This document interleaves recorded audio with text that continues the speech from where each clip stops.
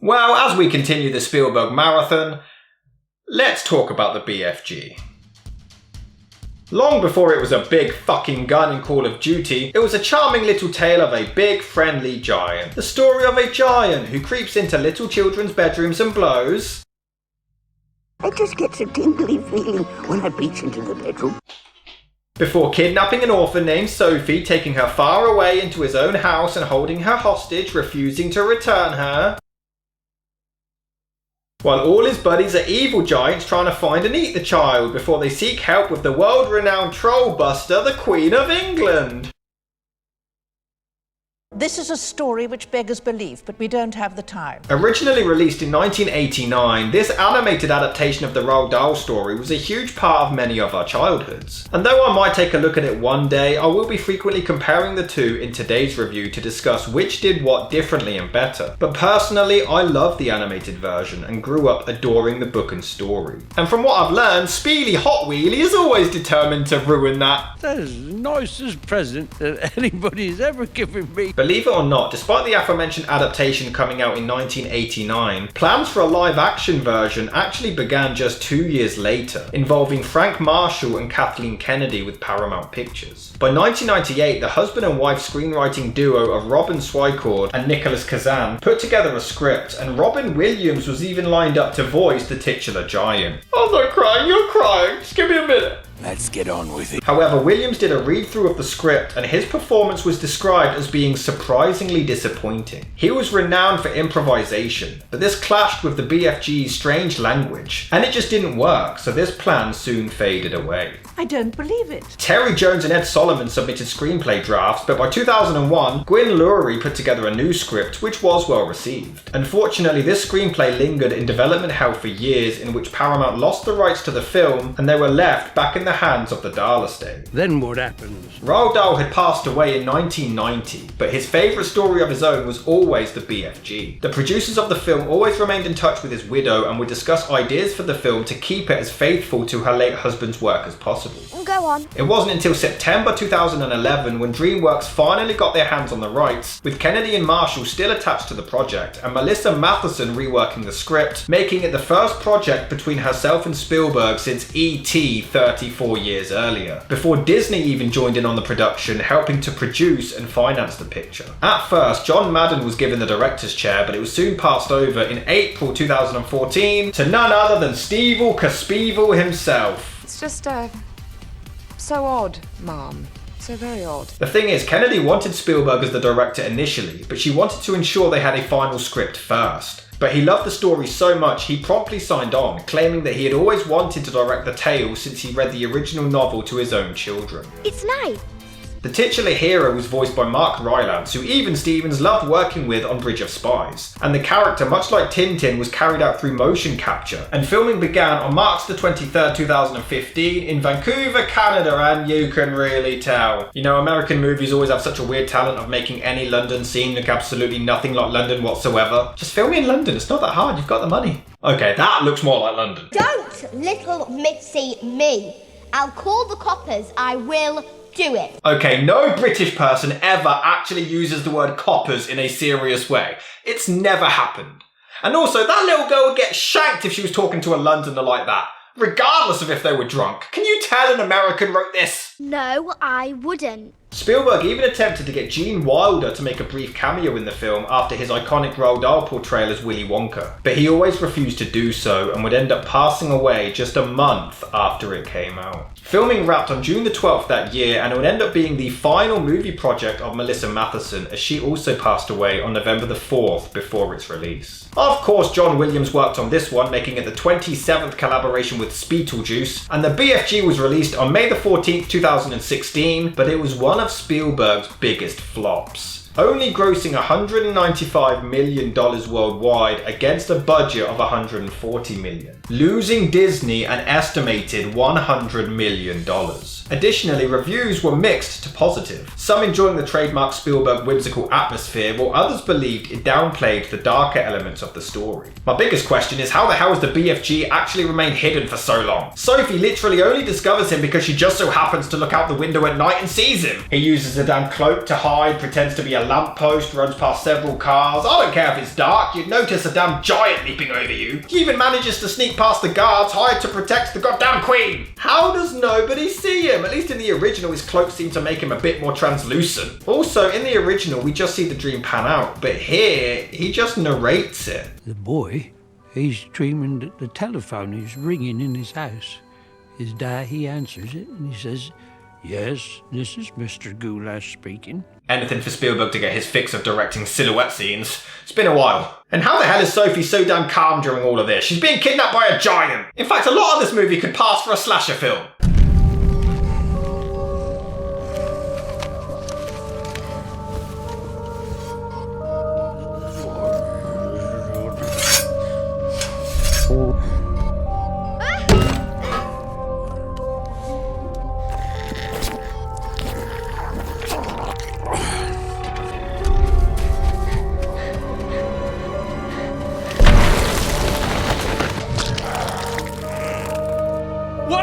The movie does have some great CGI and awesome visuals, especially with the BFG interacting with Sophie. Spielberg continues doing long takes with them both in the frame, and even a shit ton of stuff happening in the background or around them. His attention to detail is impeccable. There are some truly astounding shots considering the special effects, and he continues the damn transitions. Damn it, Stevie! The BFG looks great. The other giants, not so much, can't win them all. But I have to say, they managed to capture very defining characteristics in the CGI alone. At times, the BFG has a friendly old man smile that is strangely really welcoming and endearing. There's moments when he realises Sophie is in danger, and you can really sense the fear on his face. He even nearly breaks down crying at one point, and the pure emotion and sympathy from the animation alone is incredible. He doesn't even need to speak half the time. There's an amazing scene where the giants are tearing apart the BFG's home to try to find Sophie, and he spots her. It's a very subtle moment open to interpretation, but I think the look on his face shows that he's convinced she's about to die. It's almost like he's preparing himself to say goodbye, and that's all with the CGI and no dialogue. It's insane. One issue I do have though is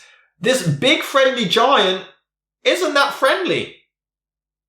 He's a bit of a miserable git in this version. What kind of a monster are you? You asked me wrong. You snatched me.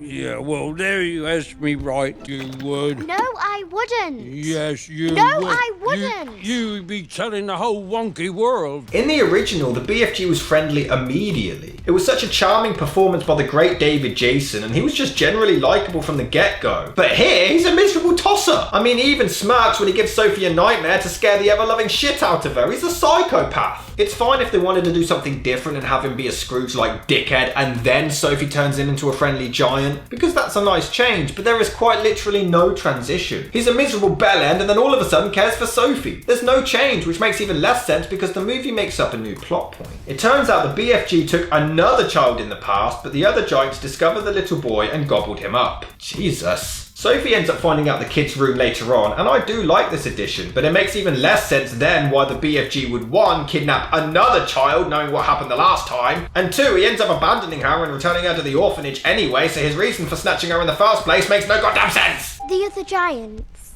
are they nice? Like you're nice? When has he been nice? He's been a miserable old sod since the moment you met him. Someone called me the big friendly giant. Really? It's okay, she's a bit of a dick too. It's pumpkin pie, not frumpkin fry, and giraffes are giraffes. You think because I'm a giant that I'm a man-gobbling cannibal? Wouldn't be cannibalism. They're not your kind. Giants is all murderful and cannibals. They're not cannibals! I can't help thinking about your poor mother and father. They must be scum. I don't have a mother or father. Alright, no need to brag. How is you punished? She locks you in a dark cellar. There are rats down there. And you're forced to watch Aquaman 2. I will say, I do think Spielberg downplayed the horror elements far more than he should have. Sure, there's a nightmare sequence where she's about to get eaten and the BFG abandons her. Disney! But everything else is pretty tame. It's weird that the cheap animated film from the 80s was a lot scarier. Look at the visuals! Because in this one, they even turn the giants into complete pussies. I has a boo-boo. I has a boo-boo. Alright, it is kind of funny when they're terrified of rain. In fact, the movie does have some decent comedy. Now you's asking me to tell you whoopsie big secrets. I won't tell a soul. How could I anyway? I'm stuck here for the rest of my life. You promise you won't hurt him, ma'am? Rear garden, please. But then there's jokes that were way funnier in the original. I think, on the whole, I prefer the bagpipes. And the biggest travesty? No whiz pop song. Whiz pop, whiz bang, feel the bubbles go down. What's wrong with you, Spielberg? You removed the most iconic and best part of the original film? Satan, you're a monster. The film does adapt more on the BFG being able to listen in on dreams, which I guess is briefly touched on in the original, but not really explored. Though they do explain the origins of the giants, which is new. Giants don't have mothers or fathers. Never. How old are you? Well, I was as old as the earth, I suppose. There is the quite sad aforementioned scene where the BFG returns Sophie to the orphanage, but she believes it's a dream at first. But how is nobody hearing this loud-ass argument in the middle of the street? I just can't buy into this relationship, as they don't come across as that close like the old film. Sophie's acting is quite hit and miss throughout the movie, but she does get really good here when she's completely heartbroken. Jump, Sophie. Okay, that doesn't happen, but what a risk this is! She attempts suicide on the off chance that he'll come back. Then we get a really weird Lion King tribute with Pride Rock and then this transition. What are you playing at, Spielberg? There's a different scene placement in this version too, and I just don't think it works that well. In this one, the giants all raid BFG's home to try to find Sophie. And admittedly, he stands up for himself and it is quite a badass moment and a cool scene for the character. Whereas in the original, this scene is right at the end. The giant is the last one to be captured and fights the BFG but lets him go to chase Sophie, and that's when the scene happens, and it's like a damn horror movie. I think it works far better as a climax as he has to prove himself to save her and the world. Then again, the remake handles the Queen subplot better. Whilst in the boys' room, Sophie discovers a picture of her, and that's what gives her the idea of contacting her. Whereas in the original, yes, the Queen, notorious trollbuster. Yep, that's the first person I'll go to. They end up mixing the Queen a nightmare of Boris Johnson being elected Prime Minister. Make them stop. I do love how these two are determined to prepare the old Queen a horrifying nightmare. Aren't they concerned it might wipe her out? Be sure you add a little of me. Alright, arrogant. I will admit though, the sequence is pretty sick as they mix together the nightmare. It's almost like a Dr. Frankenstein invention. I had to listen to the different breathing of Manly Bean and Lady Bean. And this one sounds like Mr. Bean. I mean, I suppose they do at least explain how he got in the palace in the first place. Yes, a vital plot point. That's why we needed this remake, you see. The ending does seem quite rushed. I mean, there's 15 minutes left of the runtime and they all sit down for dinner.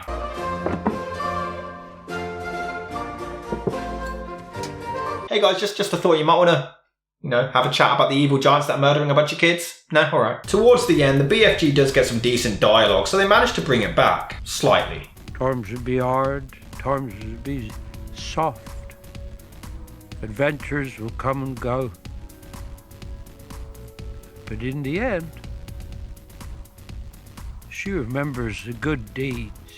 Weirdly, in this version, they drop off the evil giants onto an island because they created a weird subplot of them being afraid of water. In the old one, they're taken to a deep prison to be tortured forever. But what if these ones escape? I mean, the BFG can fly, why can't they? And in the original, Sophie nearly gets adopted to Buckingham Palace. Keep her away from Prince Andrew and she should be fine. But she ends up living with the BFG instead, whereas in the new version, she fully stays there. Kind of ruins the ending, really. I don't mind the remake. It's alright, but the frustrating part is that there's so much more to explore and Spielberg just doesn't do it. I mean, it's the man who made Jaws and Schindler's List and he doesn't make this scary story scary. The original made some interesting points about the human race. Giants does not kill other giants.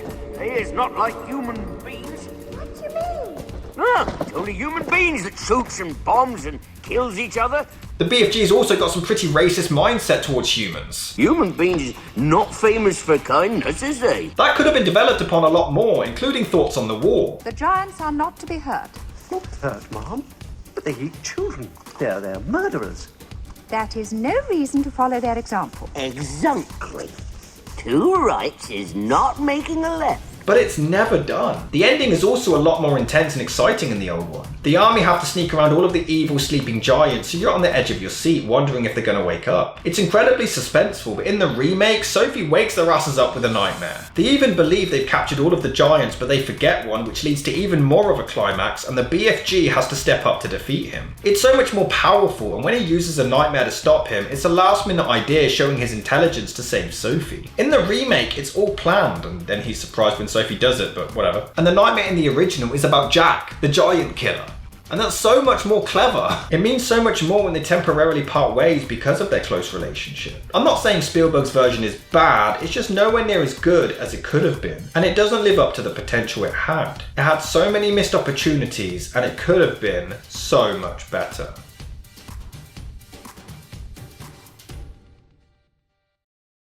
I'm roasting away.